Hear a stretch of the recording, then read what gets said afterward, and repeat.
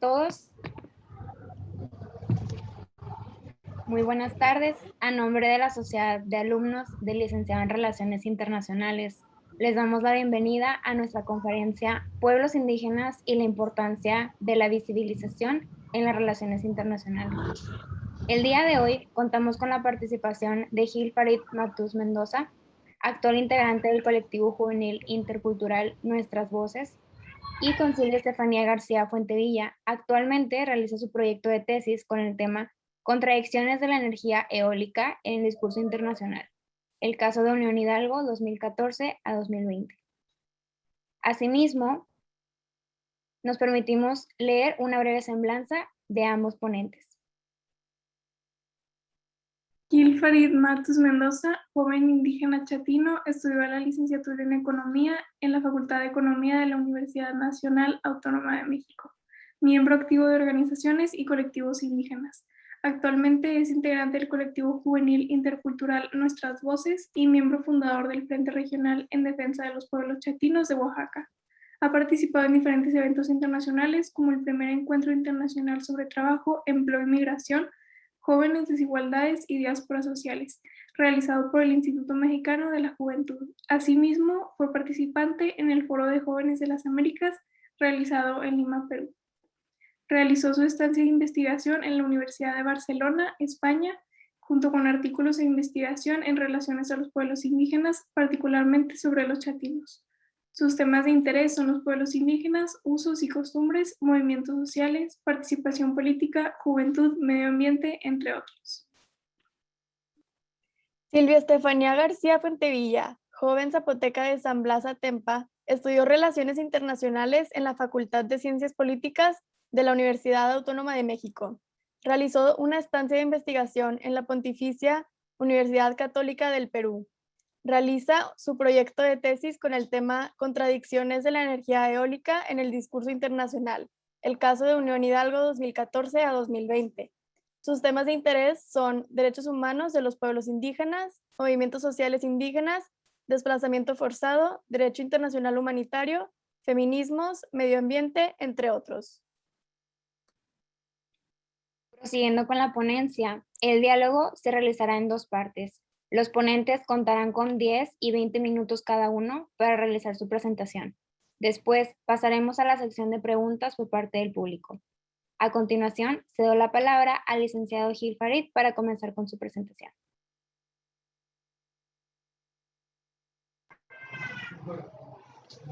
Hola, ¿qué tal? Muy buenas tardes.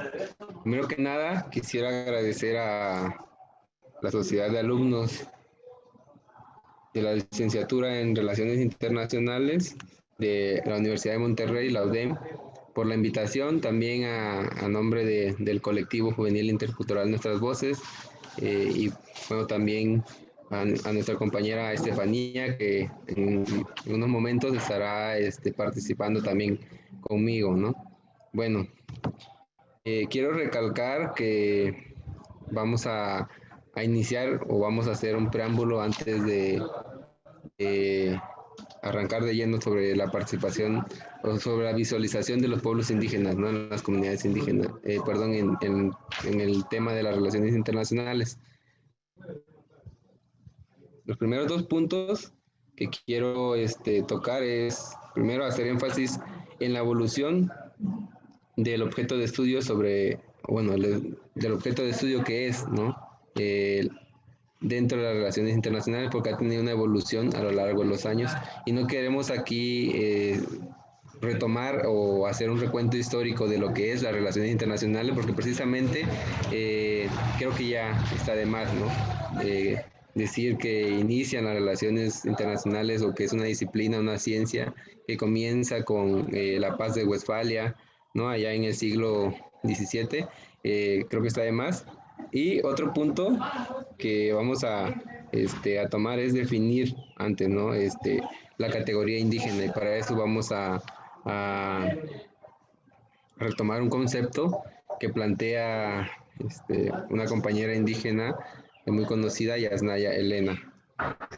Bueno, la categoría indígena, pues o pueblo indígena, no solo es una cuestión de identidad, ¿no? De decir somos indígenas o o los pueblos indígenas como referirnos a solamente un objeto o una cuestión de identidad folclorizada a veces. La categoría indígena también es una categoría política, ¿no? Transitoria, lo menciona Yasnaya, que ha estado históricamente determinada, ¿no? ¿Por qué? Un pueblo indígena es una nación que sufrió procesos de colonización y que después, durante muchos procesos violentos, ¿no?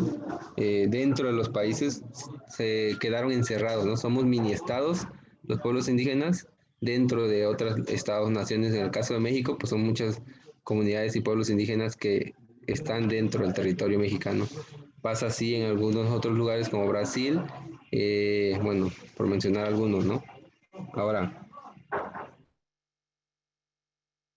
por qué no se crean estados o por qué no nos convertimos en estados-nación? Ya mencioné que fueron procesos de colonización los que establecieron o dictaron o determinaron, ¿no? Eso es lo que plantea Yasnaya, que somos históricamente determinados por esa situación. Ahora, por ejemplo, en el caso de la comunidad chatina, donde yo soy, durante mucho tiempo antes de la colonización, antes que llegaran los españoles a México, ya existía, ¿no? Una relación, incluso una subordinación de un pueblo indígena con otro. En el caso de los chatinos, durante muchos años estuvieron dominados por los mixtecos y también por los mexicas. Los nombres que recibe a muchas comunidades indígenas están en el idioma náhuatl, ¿no? Que era el idioma de los mexicas. Eso, pues, ¿qué nos dice, no? Pues prácticamente que ya había una relación antes. Ahora, ¿cómo vamos a situar todo eso dentro de lo que es las relaciones internacionales? Ya lo va a mencionar más adelante mi compañera Estefanía. Pues las relaciones internacionales, a como nosotros los concebimos, pues son esas interacciones que se dan, ¿no? Entre los estados-nación, entre México, Francia, entre México, Estados Unidos, México, no sé, Brasil, México, Perú, ¿no?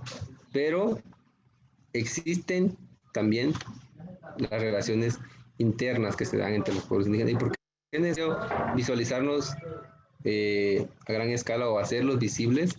Creo que no es el punto aquí hacer visibles a los indígenas, sino hacer visibles toda la serie de situaciones y circunstancias por las que atraviesa de manera particular cada comunidad. Por ejemplo, hay comunidades en el Istmo que padecen, ¿no? De ciertas situaciones que han sido violentados por muchos acuerdos internacionales o acuerdos sobre todo económicos, acuerdos comerciales que se dan entre los países y que afectan territorialmente a las comunidades o pueblos indígenas. Bueno, ese es un asunto por lo que es necesario visibilizar, ¿no? A las comunidades. Ahora, otro punto también son los sistemas normativos, ¿no? El hecho de que se visibilice que cada una de las comunidades indígenas presentan sus propios sistemas normativos ha hecho que en cuanto a los tratados o los acuerdos se establezcan, ¿no? Sistemas o leyes que defiendan o protejan esas formas de organización interna. Bueno, en eso ha habido un avance. Oaxaca es un estado que tiene su propia división en cuanto a sistemas normativos de partidos políticos o en general, y también tiene su sistema de usos y costumbres o sistemas normativos internos, ¿no? Eso cómo se dio a partir de una lucha ahí entre, bueno, toda una lucha para, para que reconocer ese derecho, ¿no? De las comunidades indígenas. A partir de ahí, pues se ha trasladado ese cambio a algunos otros estados de la República.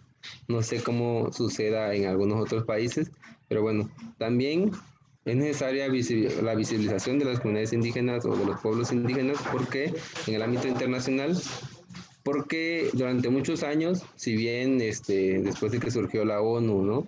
Que se encargó de estructurar esa nueva dinámica en interacciones entre los estados-nación de la Segunda Guerra Mundial, también También, ¿cómo lo podemos decir? Bueno, en algunos lugares la ONU como institución internacional no ha influido o ha sido dejado de lado, ¿no? La existencia de comunidades indígenas cuando hay conflictos entre dos naciones. Pasó en África, ¿no? Sobre todo, donde la ONU defendió más los intereses de los países o los estados-naciones europeos y no las comunidades, tribus que existían en este continente. Bueno, Fanny más adelante también va a desarrollar este tema porque me toca a mí nada más introducirlo, pero queremos decir que es muy importante que se visibilice a las comunidades y pueblos indígenas, pero no como una cuestión de compromiso, nada más del Estado por decir, ¿no? Que tiene esa pluriculturalidad, porque hay estados que se establecen así, como Bolivia, ¿no? Como pluriculturales. México, si bien lo ha dicho ya por mucho tiempo, ¿no? Que tenemos 68 lenguas, que tenemos 16 comunidades y pueblos indígenas en el estado de Oaxaca, pero no se trata solamente de visibilizarlos, sino que queremos también que se reconozcan no solamente como objetos, sino también como sujetos de derecho, ¿no? Como sujetos que estamos ahí presente entre las relaciones que hay. Y bueno, históricamente hemos visto que eso no se ha cumplido, ¿no?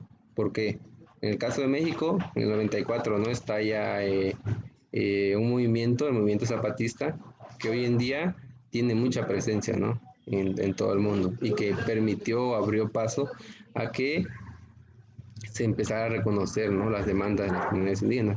Y también estos movimientos, pues, buscan, ¿no? Que cada comunidad indígena sea tomada en cuenta de manera particular y no de manera general como se ha hecho, es decir, todas las comunidades indígenas, sino que cada pequeño estado, cada pequeño lugar que es una comunidad indígena sea considerada al momento de plantear esas interacciones, porque sabemos que hoy en día las relaciones internacionales se enfocan en muchos ámbitos, ¿no? Sabemos que las interacciones internacionales entre los estados, organizaciones, ONGs, empresas transnacionales, intensificándose, por lo tanto, esa intensidad de las relaciones comerciales, económicas, políticas que hay entre los estados-nación dañan también la vida de las comunidades indígenas. Creo que dejaré mi participación ahí para darle espacio a Estefanía. Gracias. Muchas gracias, licenciado. Ahora cedo la palabra a la licenciada Silvia Estefanía. Hola, buenas tardes a todas y a todos. Primeramente queremos agradecerles a quienes pudieron tomar el tiempo para conectarse en esta tarde. Y bueno, como Gil lo comentó al principio, quisimos hacer énfasis en estos cambios dentro de la disciplina de relaciones internacionales, principalmente en cuanto a la reconfiguración de actores y también, por supuesto, a la agenda internacional.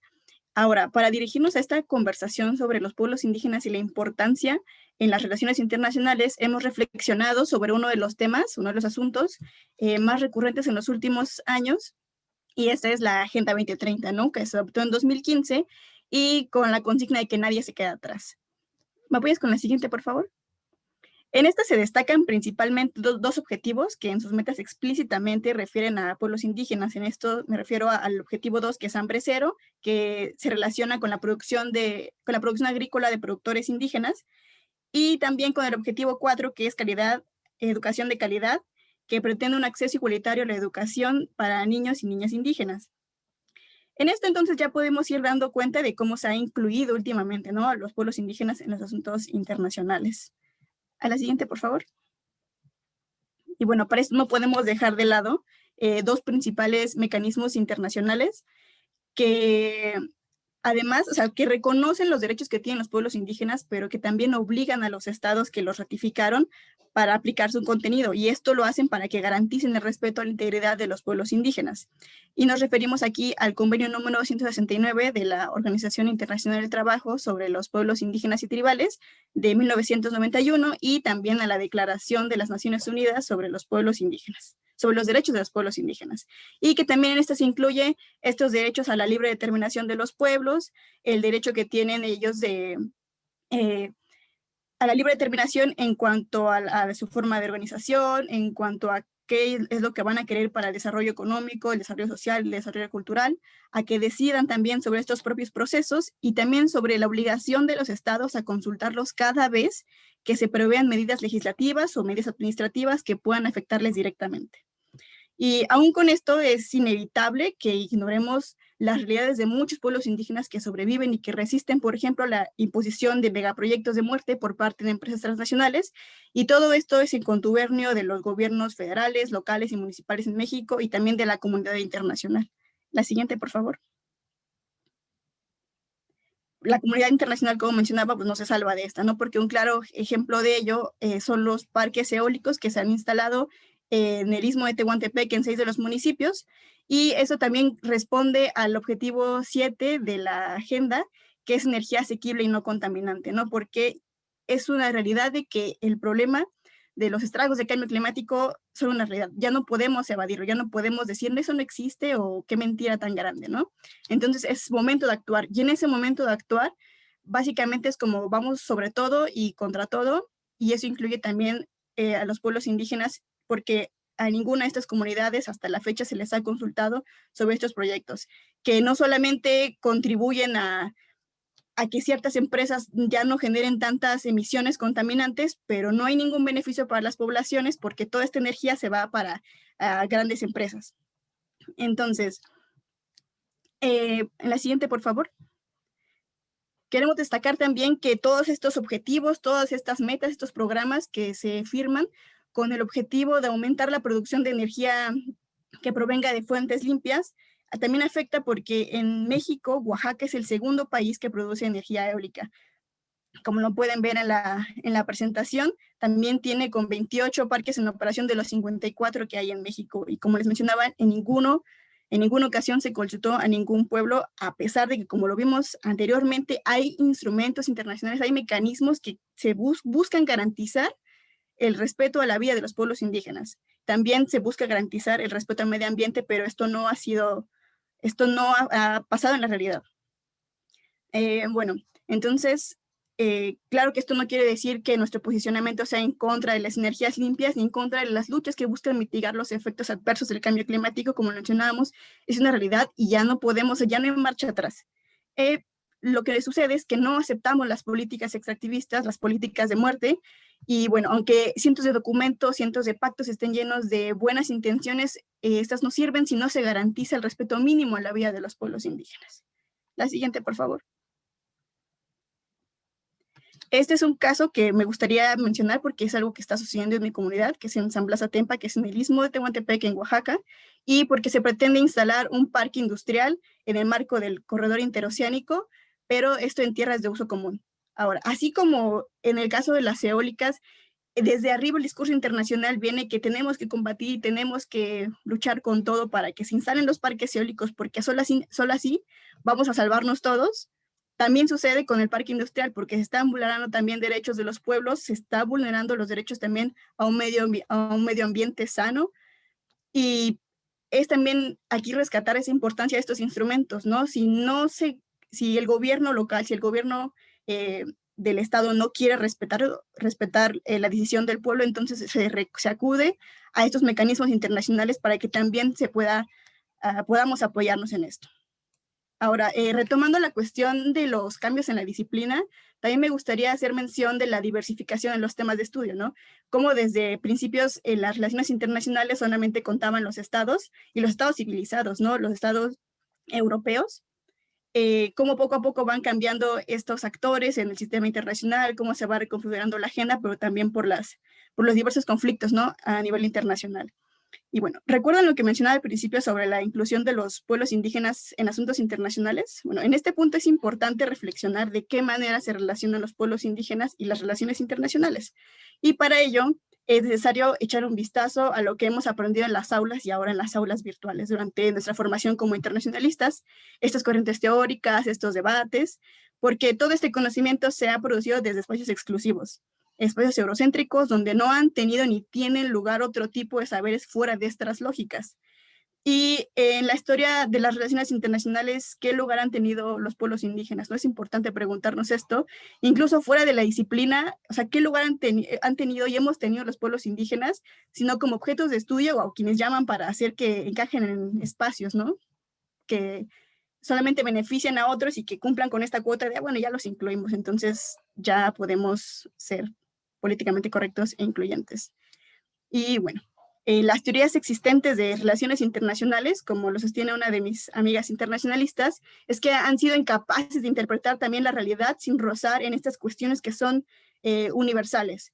Por ejemplo, en el rumbo de las corrientes occidentales y hegemónicas se ha planteado incluso la necesidad de una perspectiva latinoamericana de las relaciones internacionales. Y así como no se podría hablar de la perspectiva latinoamericana porque hay diferentes experiencias incluso en un solo territorio, tampoco podemos hablar entonces de que exista una perspectiva indígena, no la perspectiva, porque ni aún en un mismo estado, en una misma región, son iguales. O sea, no podemos estar generalizando y es aquí también donde hacemos referencia a lo que mencionaba nuestro compañero Gil al respecto de la categoría indígena, pero considerarla como una categoría política. Y bueno, finalmente esto es un llamado a no desvincular las relaciones, las realidades internacionales de las nacionales. Y hablando del caso mexicano, es una deuda histórica atender a las demandas de los pueblos indígenas considerándonos como objetos, perdón, como sujetos con derechos. Es un deber también de las y de los académicos, de los organismos, de las organizaciones internacionales, de deshacerse de estos discursos salvacionistas que ven desde abajo a los pueblos indígenas y que mantienen a estos como objeto de estudio nada más, o como piezas decorativas de un museo, ¿no? Entonces también es importante nuevamente eliminar estos espacios en donde se llama personas incluso de pueblos indígenas para cumplir con estas cuotas de inclusión, porque hay que recordar que, bueno, que queda mucho por aprender y también por desaprender, pero que poco a poco vamos y también, pues, es importante que como internacionalistas en formación, como internacionalistas que apenas vamos escalando en este mundo, más bien que apenas vamos adentrándonos en este mundo, porque tampoco es cuestión de escalar, que seamos conscientes de qué estamos aprendiendo, de qué estamos desaprendiendo y cómo también estamos reproduciendo estos discursos. Y sería todo por mi parte, no sé si tengan alguna duda. Bueno, se va a realizar una pequeña sesión de preguntas, entonces en la siguiente diapositiva les dejamos nuestros datos de contacto por si tienen alguna otra pregunta, quisieran saber un poco más sobre esto. Muy bien, muchísimas gracias, licenciada. Definitivamente el concepto de deconstrucción no solamente debería quedarse como un concepto, sino llevarlo al día a día y que esto de alguna forma repercuta en un cambio factible para cada una de las personas, incluyendo los pueblos indígenas y desde la diversidad que engloban cada uno. Y bueno, a continuación vamos a pasar a la sección de preguntas de parte del público. Les invitamos a realizar sus preguntas a través del chat o a levantar la mano para hacerles el uso del micrófono. Les cedo la palabra a Diana Reyes.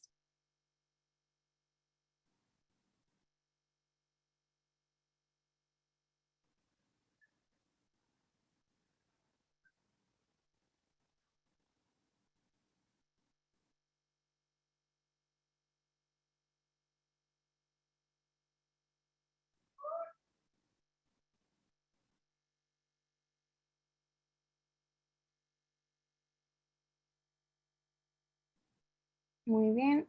Comenta Diana que no se puede activar su micrófono entonces, por si la apoyan, por favor. Claro. Ya se debería de poder. Ok, sí, ya se puede. Muchas gracias. Bueno, solo comentar en lo que estaban diciendo hace un rato, eso mismo, que ellos no son solo de entretenimiento, una imagen que nosotros vayamos a tener ahí. Con un grupo de mi universidad tuvimos la oportunidad de entrevistar al alcalde común de unas cofradías indígenas de mi país, El Salvador, y sí nos comentaba bastante ello, que a veces el gobierno o organizaciones internacionales los contactaban y era solo para utilizarlos como entretenimiento. Entonces mi pregunta es, ¿qué podemos hacer nosotros como internacionalistas para, pues, primero, concienciar a la población y a su vez, pues, hacer conocimiento de nuestra cultura indígena para que esté más presente sin que ellos, pues, perciban que nosotros los estamos utilizando como entretenimiento?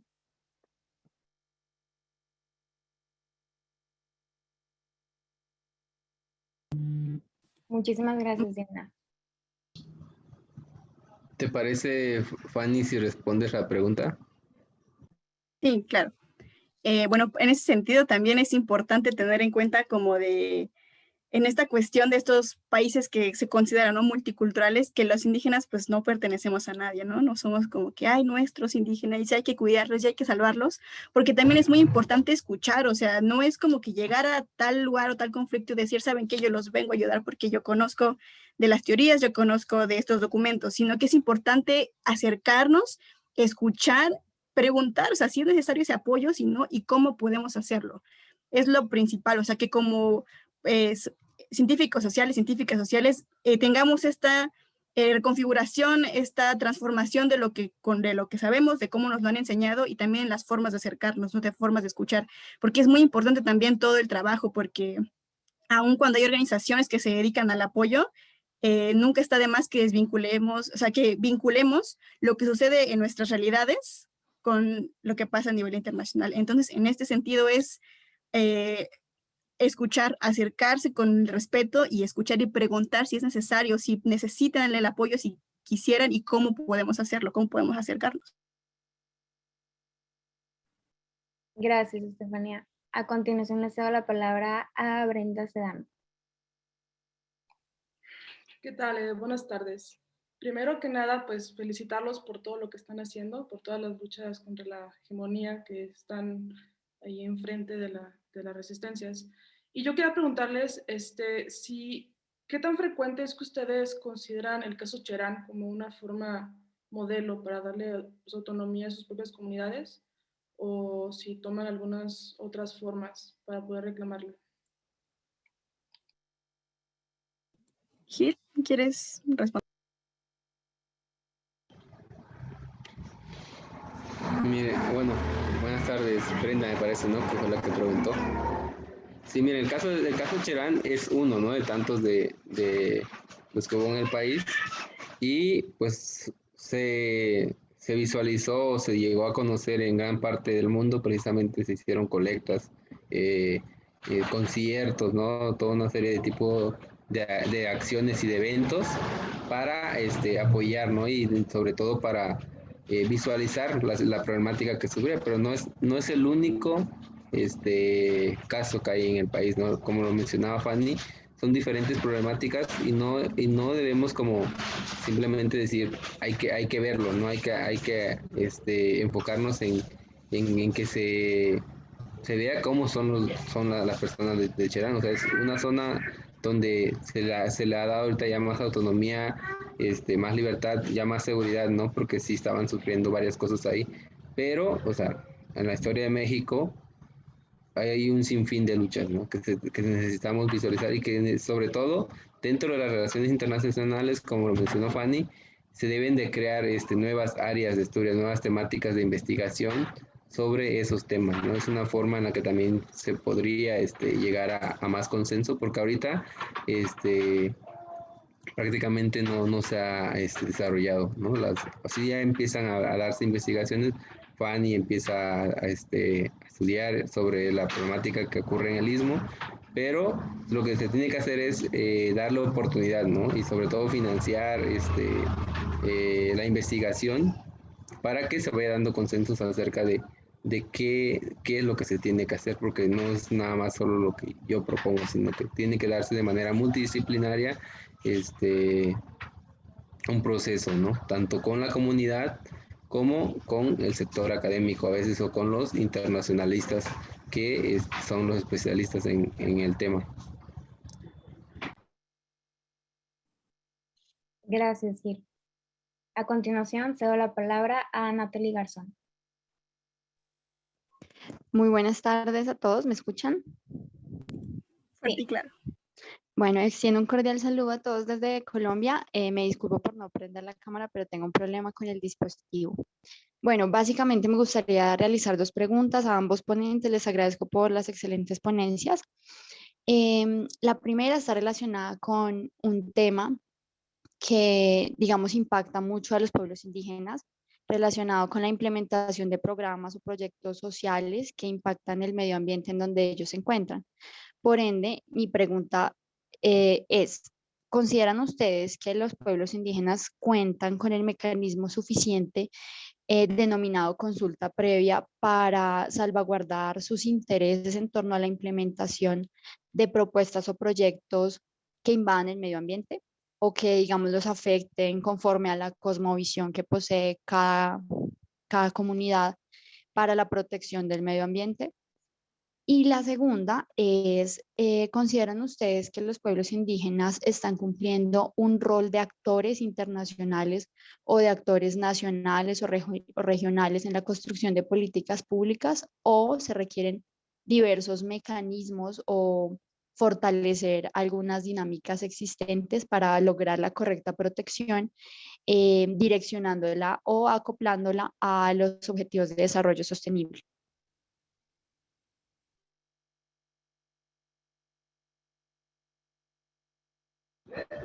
¿Te parece, Fanny, si respondes? Sí, al principio es que fueron muchas preguntas, pero bueno, voy a ir respondiéndolas conforme las pueda anotar. ¿Te refieres, Natalie, al principio como qué mecanismos, o sea, si los pueblos indígenas se cuentan con esos mecanismos para la protección de sus derechos, por ejemplo, en caso de estos proyectos que buscan, que atentan contra la vida como la conocen? Me refiero digamos, por ejemplo, proyectos de extracción en zonas en donde residen comunidades indígenas. Sabemos que existe el mecanismo de la consulta previa, pero mi pregunta es si ese mecanismo es realmente efectivo en sus países para la protección de los derechos de las comunidades. Es que en teoría deberían serlo. El asunto, al menos en el caso que yo conozco, que es en el Istmo, no ha habido consultas. Por más que se ha buscado que haya consultas, no ha habido. Y cuando hay, son amañadas. Se le pregunta a personas que ni viven en las comunidades, que en su vida a lo mejor se han acercado a ellas y ellas deciden por ellos. Al menos, no sé si recordamos la consulta que hubo cuando ganó el presidente que actualmente está en el cargo. Pero, por ejemplo, en el caso de las eólicas en el Istmo, en Unión Hidalgo, te recomiendo que, por favor, bueno, que si puedes buscar acercarte a Prodes, que es una página que lleva todo este proceso. Cuando una de las empresas eólicas, EDF Eléctrica de Francia, se quiso instalar un parque eólico en Unión Hidalgo, lo hizo pasándose la consulta indígena, la consulta popular, que debía ser previa, libre e informada. Sí deberían existir, deberían apoyar, pero no se han implementado. El asunto es que están estos mecanismos, pero no se implementan. Entonces, esto también está en contubernio con los gobiernos. O sea, no es únicamente que sea pues por parte de las empresas, sino que es todo un amañado de cuestiones que hacen que no funcionen porque no los aplican. De acuerdo, gracias. Gracias a ambas por participar. A continuación les cedo la palabra a Mario Puente. ¿Qué tal? Buenas tardes. Pues mi pregunta es, al tratar de promover la igualdad para los pueblos indígenas, ¿alguna vez han sufrido ustedes alguna acción de discriminación por parte de terceros o no sé, o de la gente con la que se relacionan? Más que nada, esa es mi pregunta, ¿no? Porque sabemos que muchas veces ¿cómo se podrá decir? Pues el clasismo o la diferencia de situación económica puede ser muy repercutiva para la sociedad de pueblos indígenas, ¿no? Entonces, mi pregunta sería esa. ¿Alguna vez han sufrido alguna discriminación por ser parte de la cultura indígena? Gil.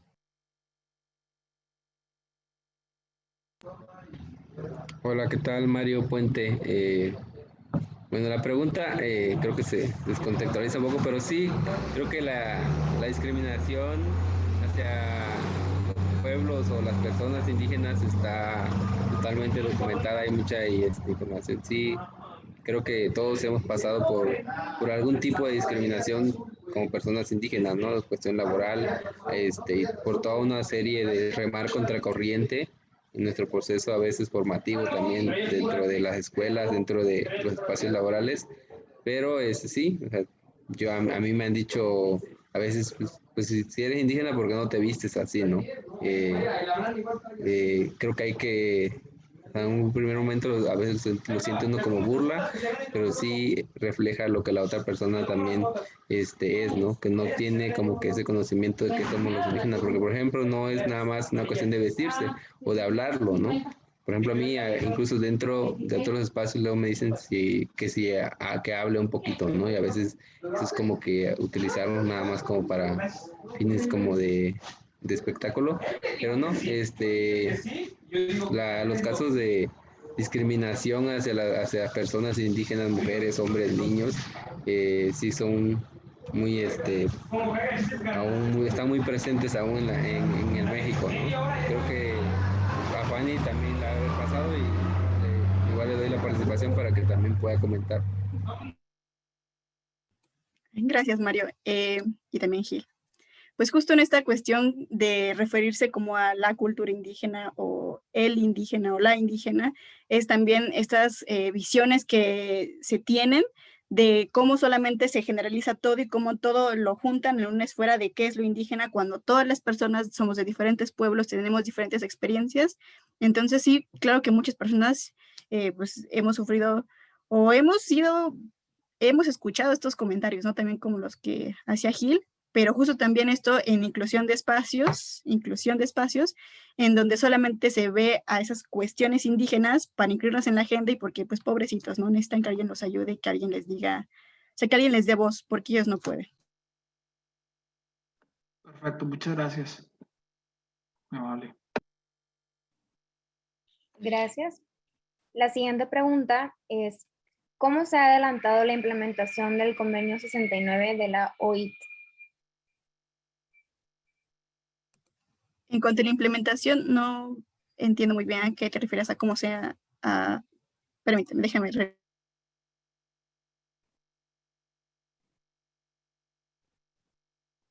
refieres a cómo se ha avanzado con la implementación? Mira, yo te hablo desde mi experiencia, al menos, y es que hasta el momento, o sea, se sigue buscando, se sigue luchando que al menos este instrumento, que este mecanismo se aplique, porque como les mencionaba, no, básicamente como que a nadie le importa, a pesar de que México ratificó el convenio, a pesar de que México está obligado a cumplir en lo que se acuerda, pero, o sea, ha estado como que en pausa, como si no existiera. O sea, si tanto estamos pugnando por la importancia de las relaciones internacionales, de todo lo importante que es incluir todos estos temas en la agenda, ¿por qué no se hace uso de estos mecanismos? Existen, y esto es también nuestra, pues, parte de nuestra responsabilidad también buscar y hacer y trabajar para que estos se cumplan, porque están ahí, pues no están nada más de adorno para decir, bueno, estamos trabajando en pro, pero ¿qué estamos haciendo tal cual? Gracias, Estefanía. La siguiente pregunta es, en el caso del pueblo chatino, ¿cuáles son los principales retos para visibilizar sus luchas, siendo también un pueblo poco conocido? Creo que no sé quién haya preguntado, o sea, si el nombre de la persona que preguntó, no escuché muy bien. Claro, es Rocío Cruz.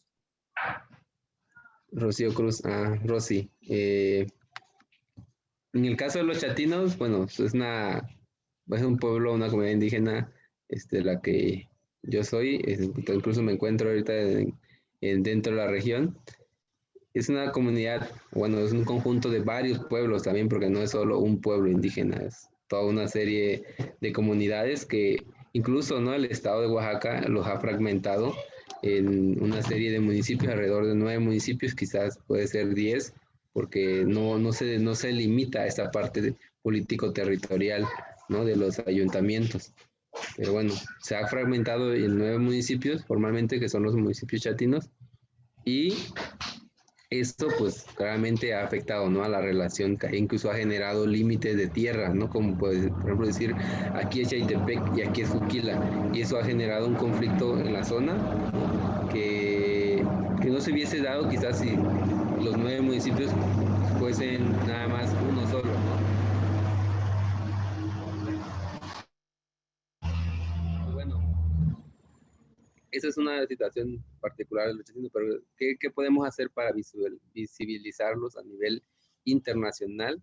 Creo que hay muchas cosas que se han hecho también ya.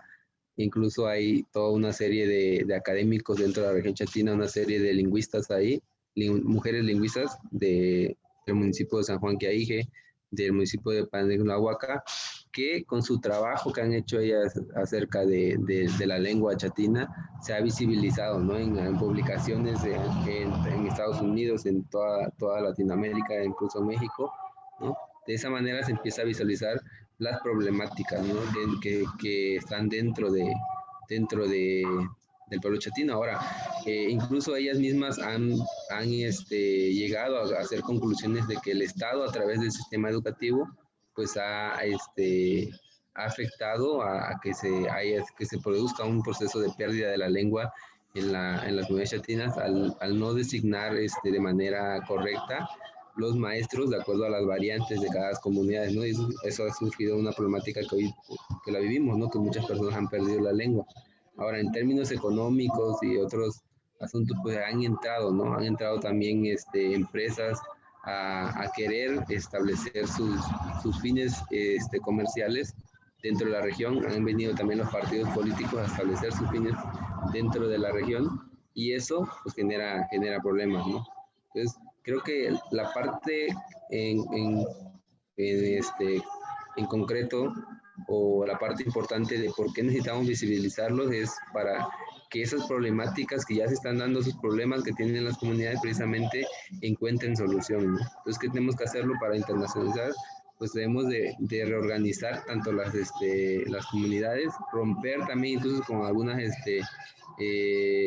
acuerdos de los estados o de los gobiernos, porque el hecho de que nos fragmenten divide a veces, ¿no?, la lucha. Por ejemplo, decir, yo defiendo a Nopala porque yo soy de Nopala, y aunque incluso otro municipio vecino tenga la razón, aunque somos chatinos, simplemente nos dividimos, ¿no? Entonces, creo que para visibilizarlo, creo que debemos irnos ahí a ese lado, ¿no? Visibilizar los problemas sobre todo, pero también visibilizar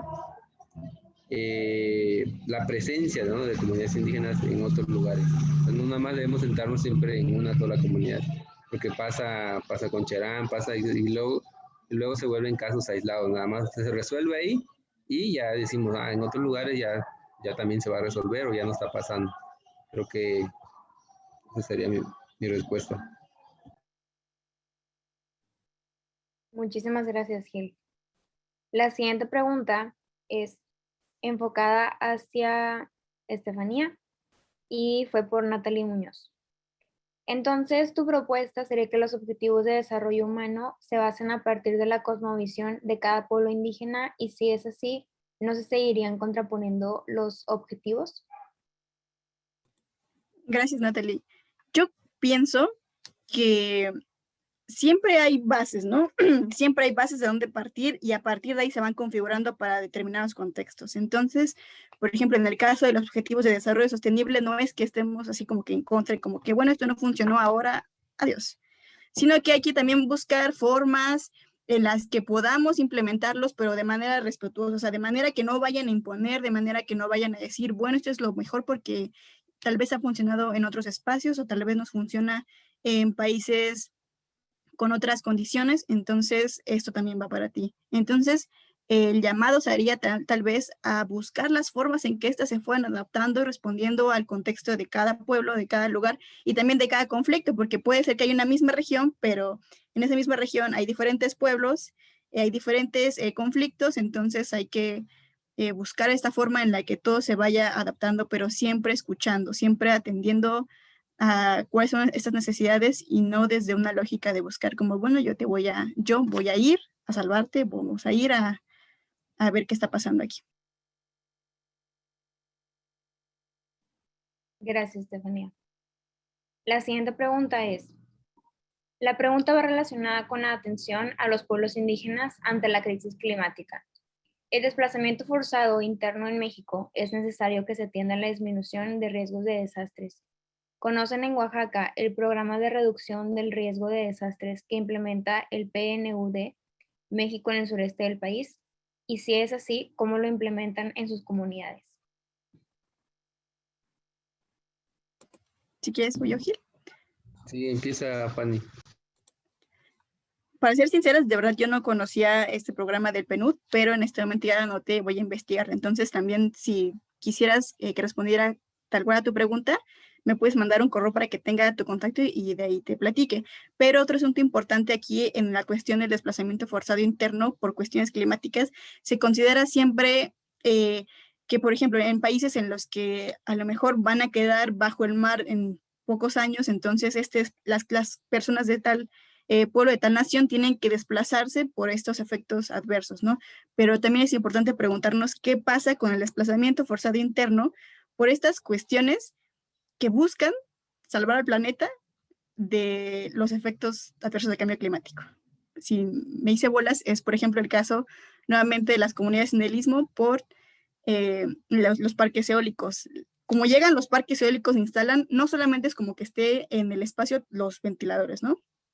Es el ruido, es que hay grupos armados que llegan a custodiar las áreas que las personas ya no pueden entrar a sus terrenos y tienen que desplazarse por el espacio y porque también su vida corre peligro. Entonces, estas personas fueron desplazadas por actividades, por planes que buscaban combatir, por ejemplo, el cambio climático, que es en este caso lo de los parques eólicos. O sea, hay que, a lo mejor es mucho pensar y también es mucho que nos haga sentir desesperados, pero es importante, ¿no? Que vayamos jalando también estos hilos.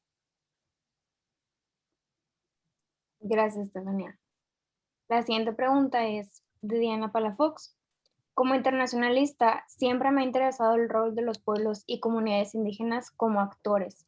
No obstante, como lo mencionas, no hay marcos teóricos aplicables del todo.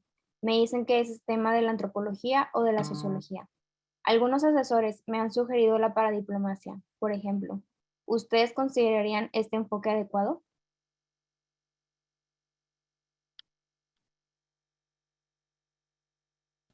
Me voy a permitir releer la pregunta para que me quede más clarito. Claro, adelante.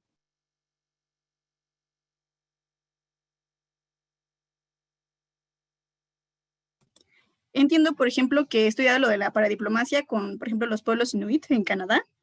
Y bueno, también esta cuestión del rol que tienen, es importante preguntarnos si también es importante estudiarlos a fuerza desde la academia, ¿no? O sea, desde estas lógicas que tienen que ir desde la teoría y otra vez que haya, por ejemplo, otro debate en las relaciones internacionales. Entonces, yo creo que es importante también que si no hay estos espacios, si no existen dentro de las teorías de relaciones internacionales, podemos también en conjunto con las comunidades, si así lo desean, ir abriendo camino, porque también está la sociología y la antropología, pero pues que tampoco se vaya a considerar nuevamente como estudios del pasado, ¿no? Estudios de comunidades, porque como esto es para RI, esto no nos importa, ¿no? Aquí solamente la economía y la política y vamos a formar a personas para el servicio exterior, ¿no? Entonces es importante que también, si no están esos espacios, entonces se busque cómo incidir en ellos, porque pues hay que también ir aprendiendo, desaprendiendo y configurando cómo nos han enseñado las relaciones internacionales y para que tampoco sigan tan vigentes a lo mejor estas cuestiones que vienen de las escuelas tradicionales que ya conocemos. Gracias. La siguiente pregunta es de Manuel Suárez. En Honduras se han criminalizado las luchas indígenas como el caso Guanpinol. Hoy en día, la muerte de Berta Cáceres sigue impune. Entonces, mi pregunta es, ¿cómo la sociedad civil que se podría hacer para evitar esta criminalización de las luchas indígenas por la defensa de su territorio? Gil.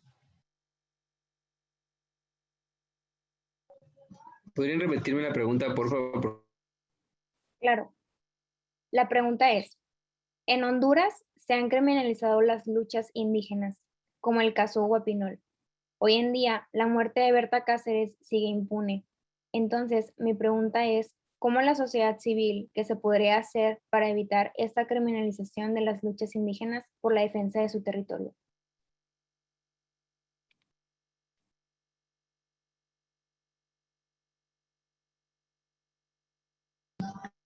Sí, permítame, porque ya encontré la pregunta aquí en el chat, solo que no alcanzo a ver bien.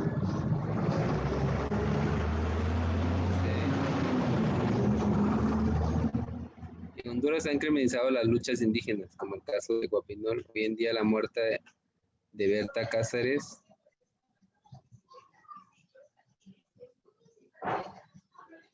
sigue impune. Entonces mi pregunta es, ¿cómo sociedad civil se podría hacer para evitar esta criminalización de las luchas indígenas por la defensa de su territorio?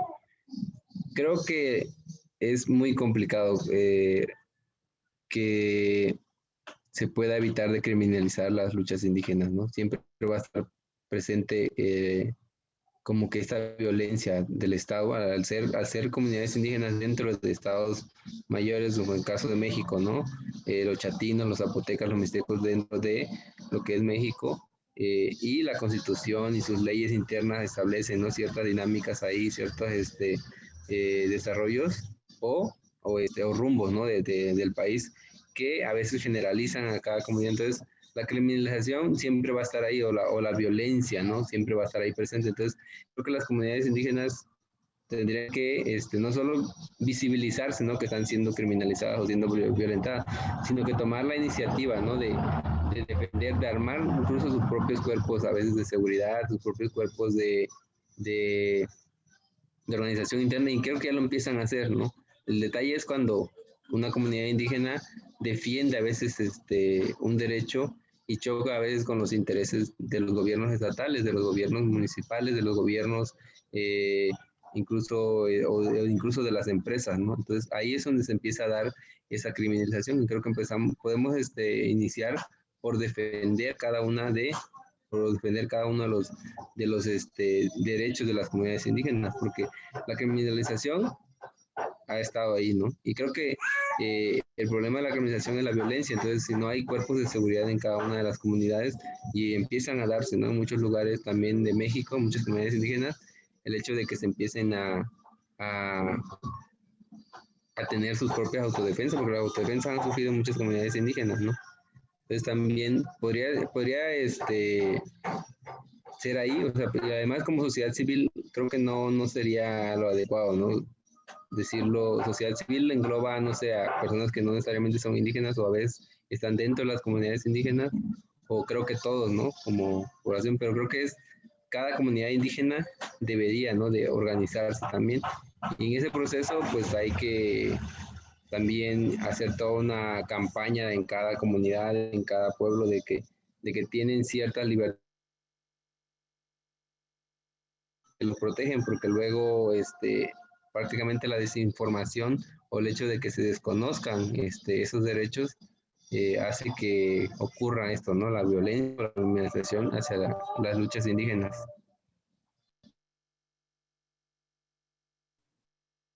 Muchas gracias, Gil. La siguiente pregunta es de Berenice Mercado y es, ¿consideran que el pensamiento decolonial podría ser una vía para deconstruir la academia dentro de las relaciones internacionales? ¿Y se podría hablar de la decolonialidad como un marco o herramienta? ¿Y es contradictorio de verlo de esa manera?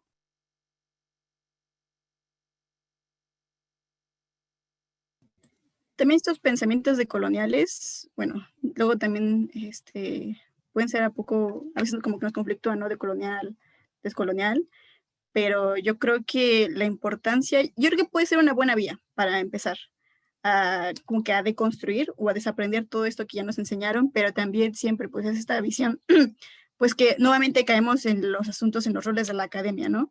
En los roles de la academia, a quiénes estamos leyendo y qué es lo que estamos también reproduciendo.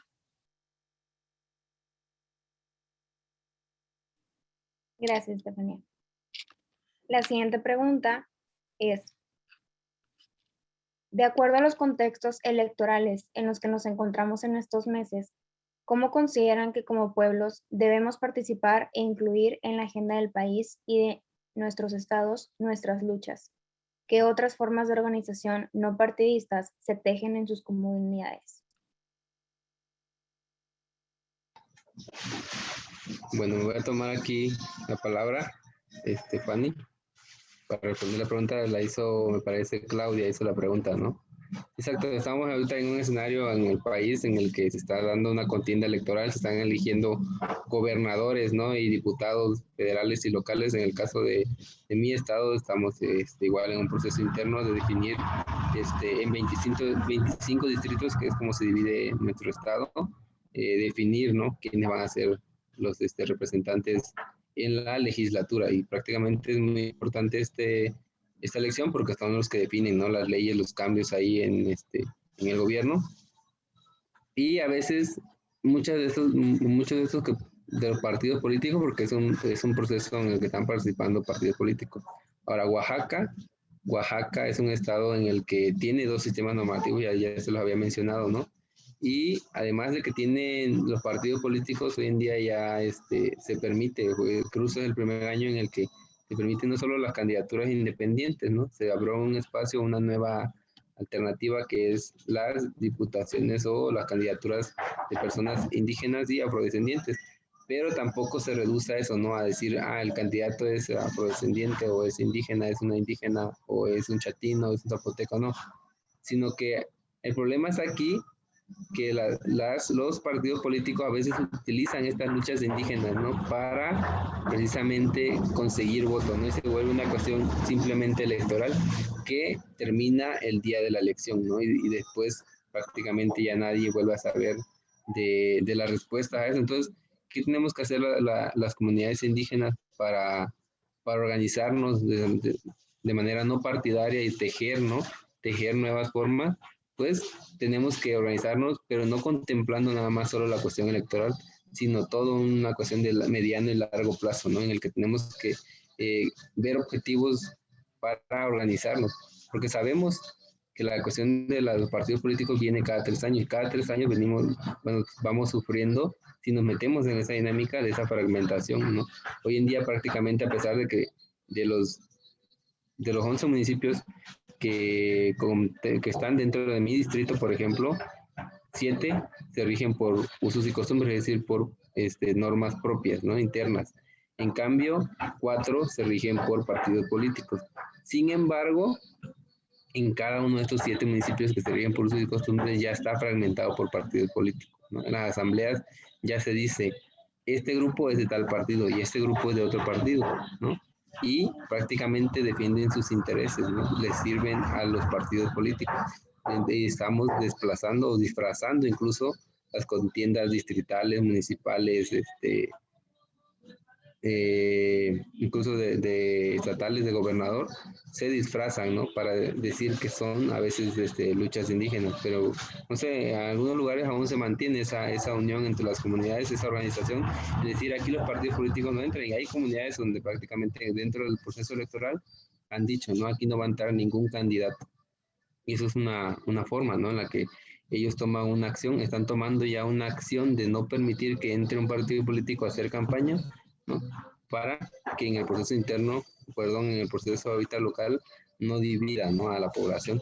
Pero a pesar de eso, le digo, llevamos muchos años en el que cada 3 años hay elección de partidos políticos. Si bien en los municipios el presidente municipal no se elige por partidos políticos, sí diputados locales, sí diputados federales, sí gobernador, y eso fragmenta, ¿no? Fragmenta a las comunidades indígenas. Gracias, Gil. Para pasar a la última pregunta, sería, ¿cuál es la perspectiva de los pueblos originarios y cuál es su postura sobre el desarrollo sostenible? Y en México, ¿en algunas comunidades se presenta alguna corriente similar al buen vivir?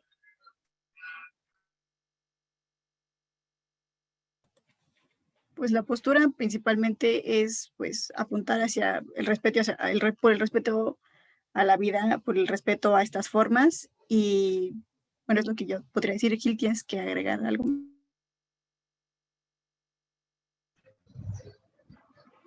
El desarrollo sostenible, creo que es una palabra a veces que si lo lleva a las comunidades indígenas, le van a decir que es algo de lo que, bueno, al menos más o menos, es algo muy normal a veces en las comunidades indígenas, ¿no? Desarrollo sostenible es una nueva oleada, ¿no? Toda teórica de proyección en la cuestión de económica y de los recursos naturales, del medio ambiente, en la que pues se busca, ¿no? A veces, bueno, se dice, ¿no? Que vamos a buscar un desarrollo, pero que no se dañe el medio ambiente, no se dañen o no se extraigan tantos recursos. Eso es algo que ya existe en muchas comunidades indígenas, ¿no?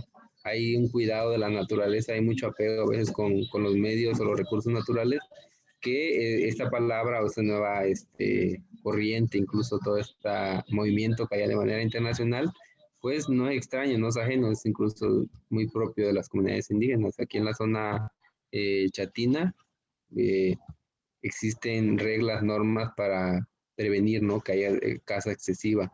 Existen normas también internas para que la tala de árboles no se presente de manera igual. Igual hay cuidado de los incendios, hay un cuidado también de decir.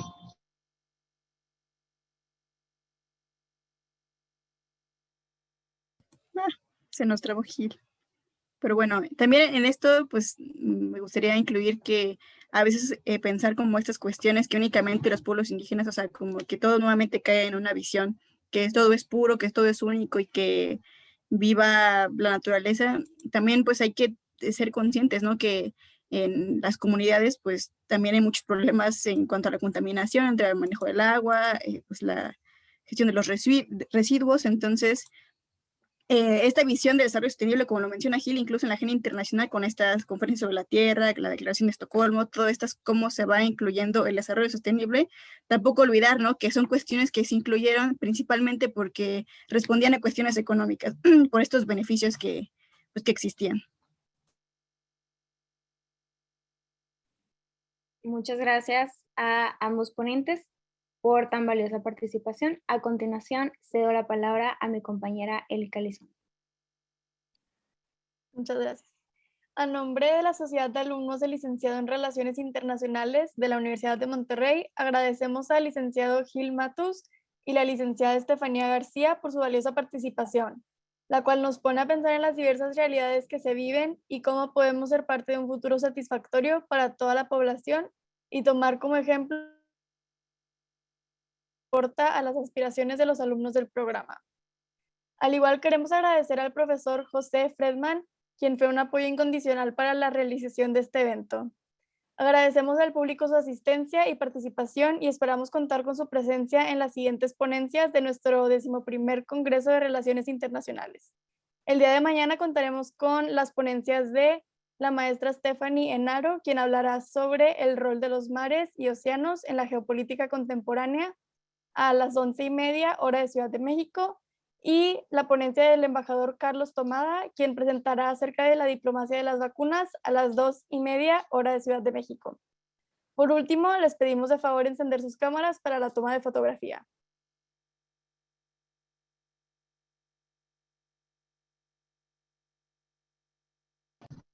Perdón, se me había ido el internet y ya no sé cómo terminó esto. Acabamos de realizar el cierre del evento y ahorita estamos esperando que los participantes enciendan sus cámaras para tomar la fotografía oficial. Ah, bueno. Gracias. Listo, ahí va la primera. 1, 2.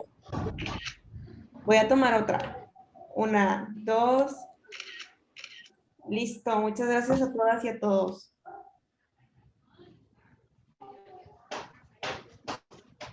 Chao, un gusto. Desde Guatemala. Muchas gracias.